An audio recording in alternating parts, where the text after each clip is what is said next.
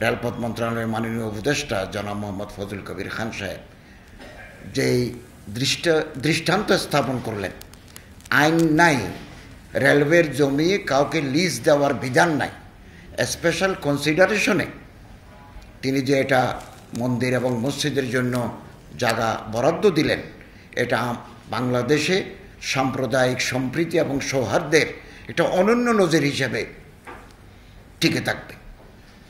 আমরা সব সময় একথা বলেছি, ধর্মীয় প্রতিষ্ঠান উপাসনালয়গুলো পবিত্রতা যারা নষ্ট করতে চায় তাদের কোনো ধর্মীয় পরিচয় নেই, তারা মূলত দুর্বৃত্ত, তারা ক্রিমিনাল।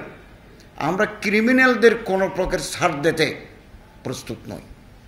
এই যে সনাতন ধর্মাবলম্বীদের একটা দেবোত্তর সম্পত্তি এই মতিঝিলে বেহাত ছিল, আমাদের গভর্নমেন্ট আসার পরে আমরা এটা সনাতন বাইদের উদ্ধার করে সনাতন ধর্মাবলম্বীদের হাতে সুপর্দ করেছি এবং আমি গত বছর জন্মাষ্টমীতে গিয়ে এটা উদ্বোধন করে আসছি।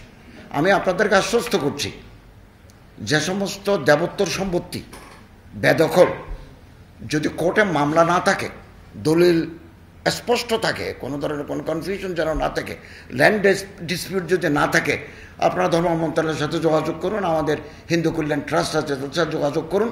আমরা in cooperation with the local administration এই দেবোত্তর সম্পত্তি আমরা উদ্ধার করে দেব। আপনাদেরকে আমরা আশ্বস্ত করছি। আজকে এই যে মন্দিরের জন্য, মসজিদের জন্য এই যে রেলওয়ের জমি হস্তান্তর, এটা ইতিহাসের ফলক হয়ে থাকবে। এবং আমি সবসময় বলি, আমার এই প্রিয় মাতৃভূমি বাংলাদেশ সাম্প্রদায়িক সম্প্রীতি সৌহার্দ্যের একটা রোল মডেল।